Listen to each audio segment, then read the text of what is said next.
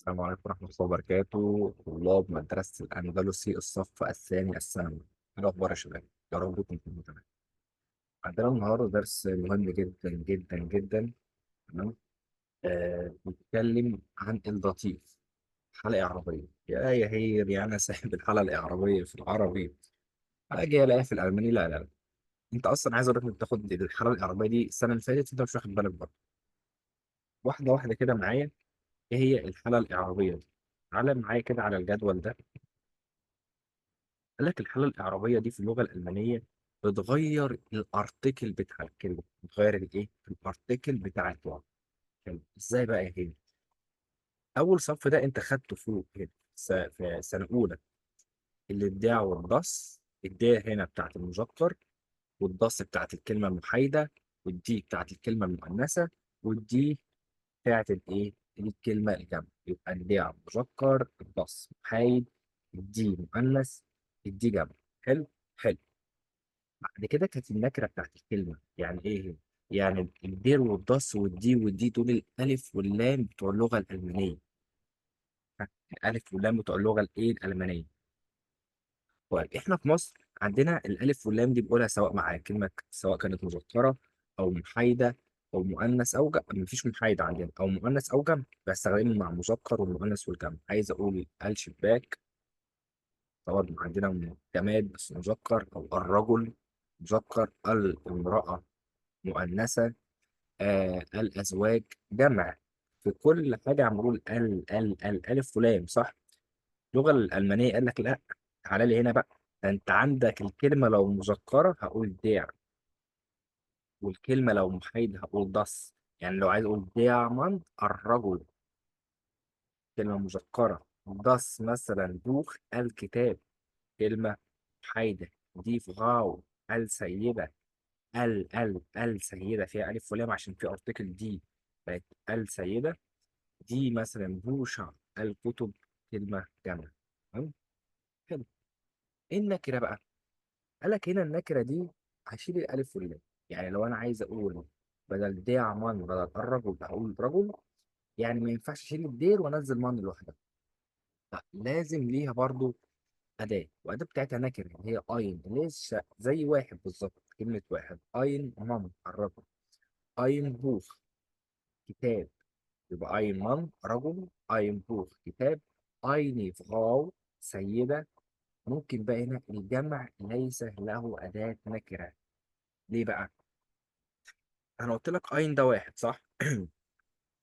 أين، أيني واحد.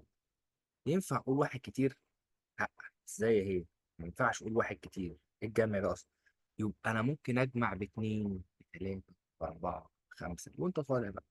يبقى مثلا عايز اقول بقى كتب، انا بقول دي بوشة على الكتب. عايز اخليها نكره، بقول ايه مثلا فيها بوشة اربع كتب، لغاي بوشة ثلاث كتب، وهكذا. تمام. حلو. ننزل بقى، ده كنا اللي فوق ده كنا خدناه في سنه اولى. سنه تانيه بقى جات لك هنا بحاجه اسمها اكوزاتيف، المفعول.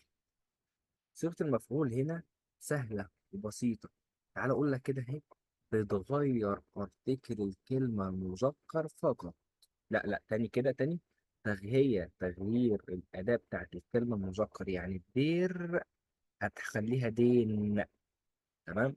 يبقى بتغير الديع لدين، والأين لأينن. طب الداس تنزل زي ما هي، ما أنا قلت لك بتغير الأرتيكل المذكر بس. والأين أين، والدي دي، والأيني أيني نفس الكلام. الدي الجمع تنزل زي ما هي دي، والعدد بينزل زي ما هو. يبقى هو الأكوزاتيف تغيير أداة الكلمة المذكرة فقط. الضطيف وشغلتنا السنة دي وفي سنة تالتة، انت في تالتة هتشتغل كلها ضطيف. كلها ضطيف، تالتة كلها قايمة على الضطيف. طيب صلوا على النبي، قول عليه أفضل الصلاة والسلام. دلوقتي هنا الضطيف تغيير الارتكلات كلها، مفيش ارتكل هيفضل على محله، كله مش هيثبت، كله هيتغير. قال لك هنا الدير والضس بيتحولوا إلى ديم. أنا عارف إن أنت عايز تقفل الفيديو وتهرب. انا بس واحده واحده بالله عليك، اديني دماغك بس نخلص الجدول ده. كل حاجه هتنور بعد كده معاكم، كل حاجه هتظبط. يبقى الدير والضس هيتحولوا الى ديم معايا واحده واحده. يبقى الدير والضس في حاله الدطيف هتحولوا الى ديم، وهتعرف ايه الدطيف دلوقتي. طب والدي دير، يبقى الدير والضس ديم، الدير والضس ديم.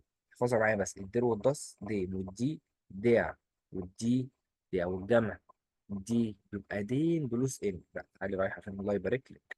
يبقى الدين، الدي جمع في الداتيف بتبقى دين زائد الان، والاين تبقى اينم بتاعت الدير، وبتاعت الضس الاين بتبقى برضو اينم. وخدت بالك الاي ام هو اللي بتنزل، تنزل هنا اينم. الديم كانت ديم، ودي كانت اصلها اين بقت اينم. دير هتبقى اينر، والنكره برضو ملهاش. حلو. ماشي كهر. طب انا فهمت دلوقتي ان هو الداتيف ده دير والضس ديم، والاين اينم، والدي ديع، والايني اينر، والدي الجمع دين زائد الان. بس أنا مش عارف يعني ايه دين زائد الان دي هي برضو. واحده واحده عليا. وعدد زائد ان. صلى على رسول الله. دلوقتي انت حضرتك معاك كلمات هنا بتتحول، صح؟ الارتكل بتاع الكلمه هو اللي بيتحول. ايه السبب في التحويل ده؟ قال لك حضرتك حرف جر. حرف ايه جر؟ تعالى بص لي فوق كده، اسمه زايد وفور.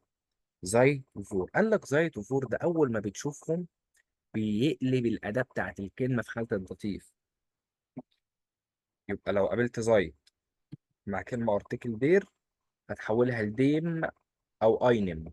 لو قابلت زايد او فور مع كلمه نفس الكلام ارتكل داس، ديم او فور، ديم او اينم. لو قابلت زايد او فور مع كلمه اداتها دير هتحولها الى ايه؟ الى دي. يعني بس كده الله يبارك لك. من دي لدير لو قابلت زايد او فور بتطبق بقى اللطيف. قابلت الجمع بتحوله الى دين بلس ان. ماشي يعني ايه؟ واحده واحده بقى. قال لك هنا اشفوني زايت اين مناط، فانا جيت قلت لك في ودنك خلي بالك مناط ارتكل دير. قول لي دير. اه يبقى اينم. طب ليه هير ما كتبتوش اينم؟ ديم بدل اينم. اقول لك تعالى كده، هو انا بقول منذ شهر ولا منذ الشهر؟ لا بقول منذ شهر. يبقى معنى ايه كلمة منذ شهر؟ منذ شهر كده يعني انا عايز الكلمة في حالة الايه؟ النكرة ولا المعرفة؟ منذ شهر لا يرضى، انا عايزها في حالة النكرة. جدع. يبقى في حالة النكرة، ما دام الكلمة في حالة النكرة هنا هتستخدم ديم ولا اينم؟ لا اينم. يبقى انت زيت وفوق مبدئيا كده تستخدم اينم او اينر. اينم او اينر.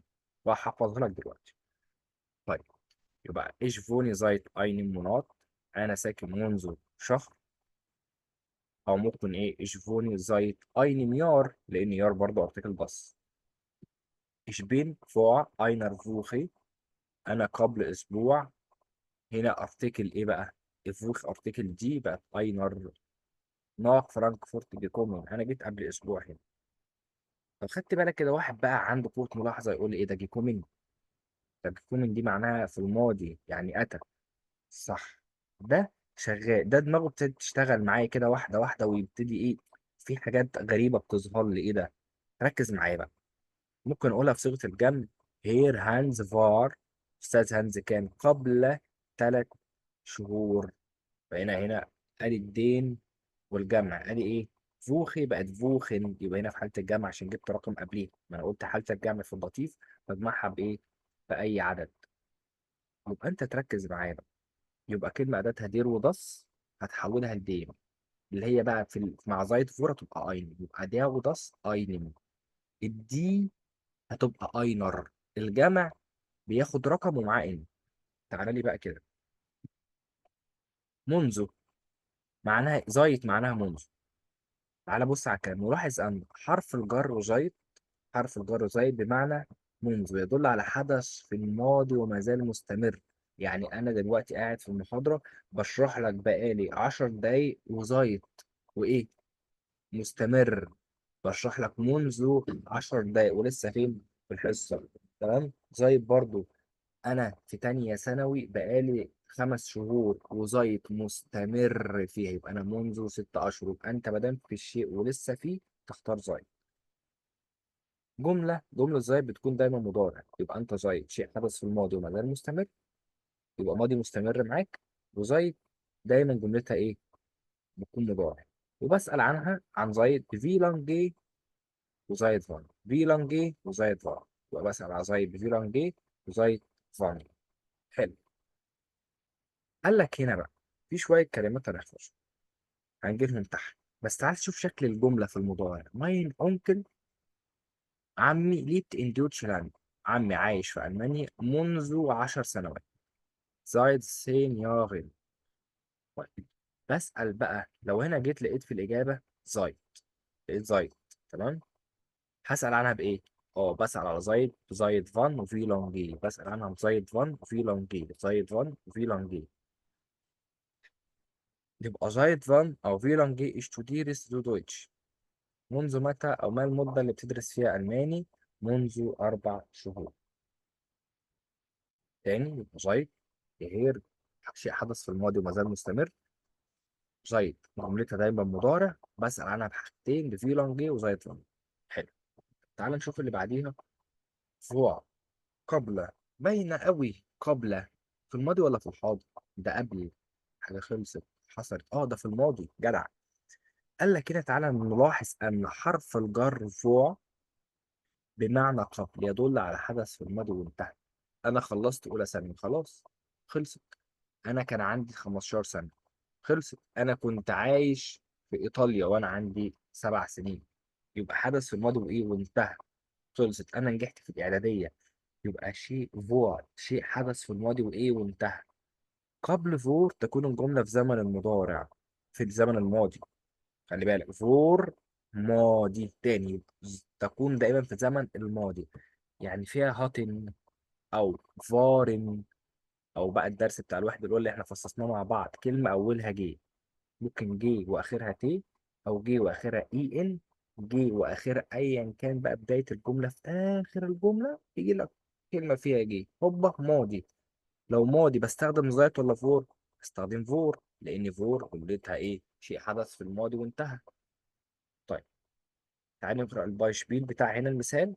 قال لك هير هانز هات فوا اينم يار ان فين ارباي كي ارباي تتجي. هي دي اللي بتكلم عنها. ماضي ولا مش ماضي؟ ماضي اهي. يبقى خلاص ما دام في الماضي هستخدم فور ولا زايد؟ فوا. يقول لك استاذ هانز هات، هنا مش معناه يمتلك. قلنا الفعل هابن أو زين في الجملة ليس لهم معنى في الماضي. يبقى هير هامز اشتغل قبل سنة في فين. دي ترجمة الجملة. يبقى لو لقيت الجملة آخرها جه تعرف اللي أنت إيه بتتكلم في الماضي. لو لقيت الجملة فيها هاتن أو فارن تتكلم في الماضي. فان فار هير توم إن فرانكفورت. متى كان أستاذ توم في فرانكفورت؟ فور أين منار، قبل إيه؟ فور أين منار قبل شهر. مات كان أستاذ أنت في مخلوق قبل شهر. تعالى بقى معايا بقى هنا بالله عليك، الجزئية دي مهمة أوي. صفحة رايقة، سيمبل لذيذة. قال لك زايت فور أينم تاجو. يعني يبقى زايت فور تاجو منار. أينم تاج أينم منار. يبقى زايت فور أينم تاج أينم منار. زايت فور أينم يارو زمستر. يبقى معاك إيه؟ تاج مناط يارو زمستر. إيه اللي بياخد أينم مع زايت فور؟ تاج مناط يارو زمستر. ليه كلمة تاج؟ ليه كلمة مناط؟ يار زمستر هتديها إيه؟ أينم. طب ليه كلمة فوخ شتوندي؟ طب ممكن نزود هنا كلمة كمان منوتي. فوخ شتوندي منوتي هتبقى إيه؟ أينر.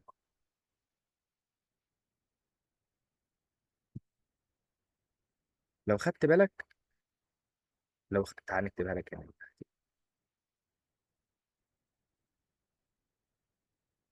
منوتي، فوق وشتوندي ومونوتي اخرهم حرف ايه، اخرهم حرف ايه؟ ايه اللي هو اي. فوق شتوندي مونوتي هياخدوا اين، فاي كلمه اخرها اي فوق شتوندي مونوتي هتاخد اينر. تاني يبقى 4 بياخدوا اينم مع زيتو فور، و3 بياخدوا اينر. 4 اليوم تاج، الشهر مناط، السنه يار، الفصل الدراسي زمستر.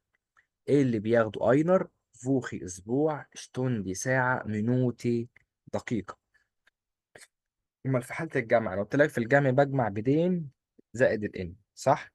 او في النكره ما يبقاش ليها نكره، بحط رقم واخره ان. يبقى فيها طاجي. اربع ايه؟ ها، اربع ايه؟ طاجن ايام اخرها اي ان. يبقى الكلمه لو اخرها اي ان بختار رقم اتنين تلاتة أربعة وأنت طالع. منوتن مع سايت وفور تبقى آخر الكلمة إن. لو لقيت آخر الكلمة إن بروح أجيب رقم. لو لقيت رقم بجيب الكلمة اللي آخرها إن.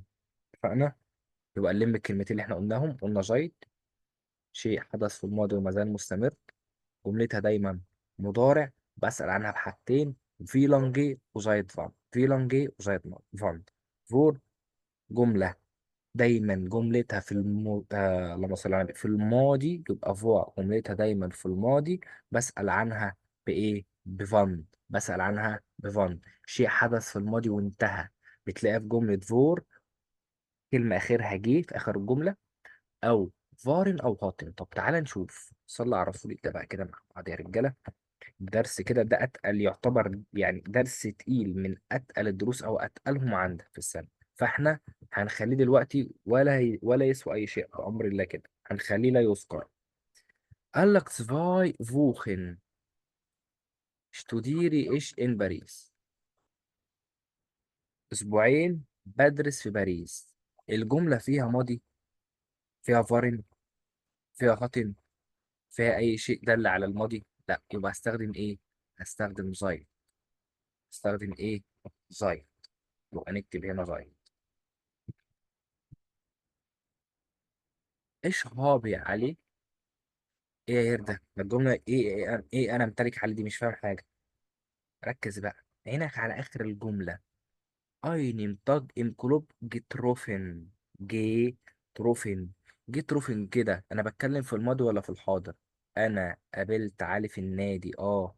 يبقى ما فيش فيها الحاجه، مفيش حاجه اسمها يمتلك خالص، لان هابل ليس له معنى. يبقى فوع. مارتين هات يونس اين مناط نشت جزين. جيزين اخرها جي. فور ولا زيك؟ لا، هي كده في الماضي. مارينا شافت هانز ولا شافت جولياس قبل ايه؟ ما شافتهوش قبل شهر. ترجمت الجملة كده. يبقى هي ما شافتهوش قبل ايه؟ شهر. تعالى نكتب هنا فور عشان في الماضي. كمل معايا. هير بيتر است zwei Tagen in Luxor. هير بيتر بيكون. يا هير ده فيه است. اخر الجمله عندك في حاجه اخرها جه؟ لا. في فارن؟ لا. في هاتل؟ لا. يبقى الجمله انت عايزها فين؟ في الايه؟ في البريزنت، في الحاضر. يستخدم زيت وانت مغمض. تمام. بنتعلم واحده واحده مع بعض اهو. زايد فان. انا قلت لك في حاجه بسأل عنها بزايد فان وفي لانجي. زايد فان وفي لانجي. زايد ولا فور؟ لا زايد. يبقى وانت مغمض تكتب هنا زايد. يبقى زايد فان ليرنست تو دويتش. احمد قال له منذ ايه؟ فاي. زايد هنا بقى ايه؟ قال له zwei Stunden منذ ساعتين. drei Jahren in Berlin. äh, 3 Jahre bin ich nach Berlin gelaufen. geflogen. عايز اقول جلوفن معناه سافر طيران. تمام. بيقول لك 3 سنين، يبقى قبل 3 سنين كنت في برلين. تمام. لو خدت بالك حتى انا بعطل في تركيبة زيت وفور ليه؟ ما اعرفش اطلع المعنى بتاعتها غير مع اخر كلمة. يبقى لما انت بتيجي تترجم بتجيب جفلوجن ده رقم 100 مكان بين، يعني اكني بين ده انا قلت لك ليس له معنى، بقول بقى ايه؟ 3 سنين جفلوجن. تمام. يبقى قبل 3 سنين جفلوجن سافرت الى ايه؟ برلين.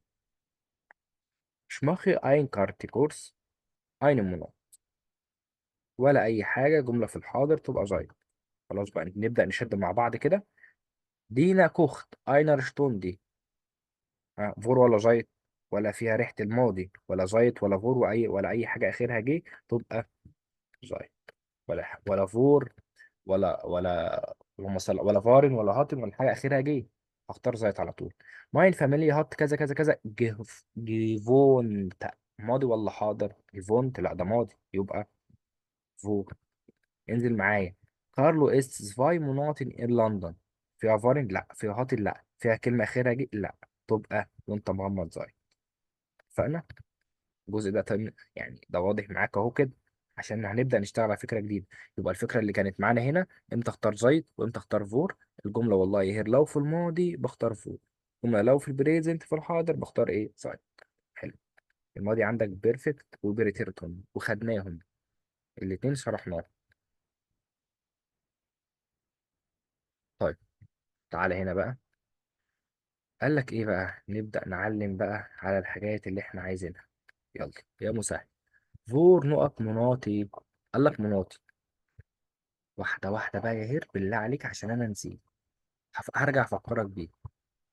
طيب يار، تعالى أوريها لك قدام عينك عشان تبقى إيه، شفتها كده برضو بدل ما نقولها لك. لا ارجع تاني، يبقى عندك إيه، صورة ذهنية كده تفتكرها بيها.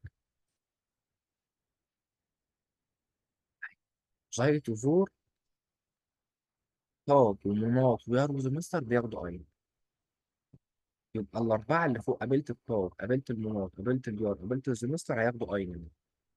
قابلت الفو في شتوندي وكمان كلمة منوتي، يعني اي كلمه اخرها اي فوق شتوندي منوتي، اختار ايه؟ اختار اينر. شوف بتك على الار ازاي، انا كده بنطق الماني غلط بنقول اينر، بس انا عايز تخلي بالك ان هي اخرها اي ار، لان هنا المفروض نطقها صح اينر. اينر، الاي ار في اخر الجمله بنطقها اينر. طيب هنبدا نحل بقى هنا. كده انت شفت بقى، معاك اربع كلمات: طب مناط جار وزمستر اينر، فوق شتوندي منوتي اينر. طيب بعد الاقواس، يبقى انا لعبتي كلها بعد الاقواس في كلمه اسمها مناط. يار، يبقى انا قلت يار ستوندي منوتي اينم. طاج مناط يار زمستر اينم، يبقى ايه؟ اينم. يبقى انا شفت فور، قلت فور دي بتعمل لطيف، بتغير ارتكل الكلمه من دير لدس ودس الى ديم. ماين برودر مخ عمل نقط 5 شهور اين برختكم باي فودافون. الجمله في الماضي ولا في الحاضر؟ فيها فار؟ لا. حاطن؟ لا. فيها اللهم صل على النبي حاجة أخيرها جه؟ لا. يبقى أنا بتكلم فين؟ في المضارع. زيت. زيت منذ فوخن. يا هير، فوخ شتوندي منوتي، أي كلمة آخرها إي، بس دي آخرها إي إن. خلاص بقى يا ابن عمي، ما إحنا اتفقنا أي كلمة آخرها إن تبقى جمع. فيها. بعد الأقواس في كلمة اسمها، بص، فور بعد علامة الاستفهام، فور دراي يارن. أنا قلت فور بسأل عنها بأداة استفهام واحدة، اللي هي زايد فان؟ لا، فان. طب زايد فان بسأل عنها بإيه؟ زايت بسأل عنها بزايت فان وفي لانجي. ايش بين نقط فون فوتاجن ان لوكسور. فون فوتاجن، انا بكون.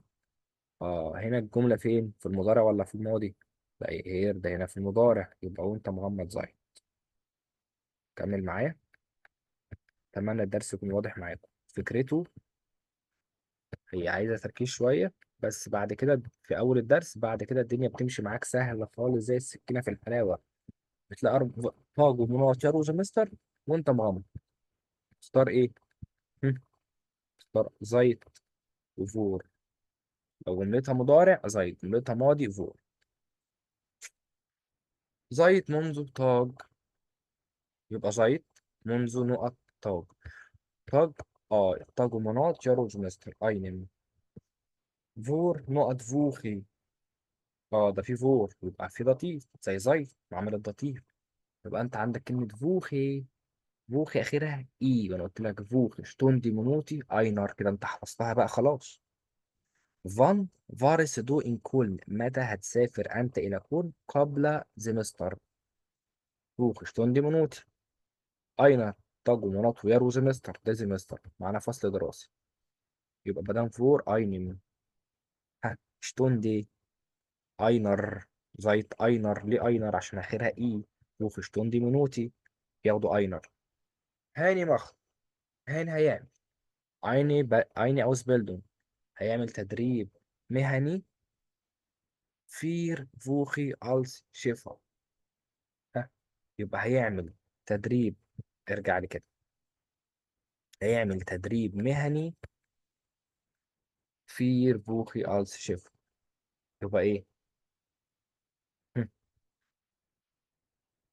عند 4 شهور ولا منذ 4 شهور؟ يا ابني ما هو منذ، ما انا ساكت وشايف حضرتك سكت فانا اتخضيت قلت في حاجه جديده. لا. ركز معايا وفوق الله يبارك لك. يبقى انت عندك هنا جمله في الماضي ولا في الحاضر؟ لا، هي انت جمله في الحاضر تبقى عايزه زيت. باي معناها عند، زيت منذ. جملتها مضارع. فور قبل، جملتها ماضي. فون دي حاجه تانية اسمها من. فور نقط منوت. منوت اخرها ان، جمع ولا مفرد؟ جمع. ينفع اقول 1 شهور ولا 5 شهور؟ 5 شهور. الباقي ده كله معناه واحد. تيجي اغير لكم اللون الاحمر ده عشان نفس اللون. تعالى نخليه اسود مثلا. اشهابي انا نقط. ما ينفعش.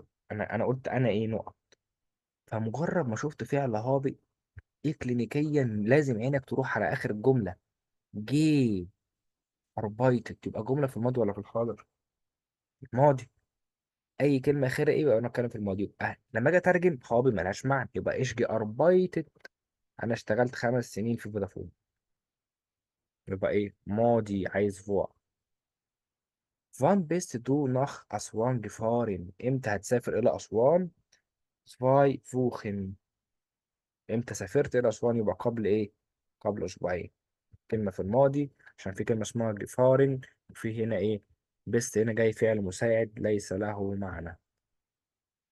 سؤال 14. مارتن بيكون زيكس يارن في أربايت. زيكس يارن في هيراتد. مارتن بيكون 6 شهور متجوز. يبقى إيه؟ فور قبل. فان. ننزل بقى تحت شوية هنا. فان في زايد. فان فيلان جي فاس هاست دو جيفونت. جيفونت هنا في الماضي ولا في الحاضر؟ ها. ماضي. هستخدم معاها ايه؟ فور. وادي فور في الاخر. هسأل على فور على بايه؟ بفان يا هير. سهلة والله خالص. يبقى فان. تعالى ننزل هنا مع بعض. دي أسئلة الوزارة فما بيخرجش منها الامتحان. دي مش مذكرتي حتى الخاصة، دي مذكرة الوزارة. تمام، فمش هيخرج منها الامتحان ولا الأسئلة دي كلها، فعشان احنا ما عندناش وقت فأنا اشتغلت معاك على طول من المذكرة دي. سؤال 16. هانز اشتوديرت. هانز بيدرس. زايد منذ. مناطن. جمع ولا مفرد؟ لا يا هيردا، مناطن ده مفرد ولا جمع؟ لا، ده آخرها إن يبقى جمع. ينفع أقول 1 شهور؟ لا، 3 شهور. زايت أينر منذ. أينر زينج فير إن أليكس. منذ إيه؟ أينر. اينر. كانوا 3 كلام بيجوا. 3 كلمات بيجوا مع الاينر. فوخ شتون دي منوتي. فوخ شتون دي منوتي. الكلمه الاخيره في اي اللي هي فوخي. زائد فان. اربايتن زي هير. منذ متى كنت شغال هنا؟ قال له منذ اين يار. اين فوخي 2011. اين مار. هنا ينفع اقول اين؟ لا، ده زي بتيجي مع اينم. بس هير مش لا اينم، ده لا اين. ولا ايني. ولا اينن. خلي بالك الاخيره دي اينن. مع الاكوزاتيف مش مع اللطيف. يبقى 2011. Wann sind Sie nach Amerika gefahren؟ متى سافرت إلى أمريكا؟ قال له فور أينم، فأنا أينم فعايز حاجة من 4 كلمات. يار مناط. خلاص أنا قلت يار أي حاجة. يبقى يار. تمام. دي الجزئية بتاع زايد فور مهمة جدا جدا جدا. تمام. هنكمل على الجزئية اللي تحتيها على الفوع. تمام. هنكمل على الفوع. هنفهم دلوقتي كل حاجة مع بعض، بس هبعت لكم الريكورد ده لوحده منعزل. تمام. والباقي ان شاء الله. والبتاع ده والمحاضره اللي بعديها الريك اللي بعديه هيبقى بتاع فلوس. بس الاتنين لازم ينبعتوا ورا بعض. تمام. توفيق طلاب مدرسه اندلس يا رب. بالتوفيق.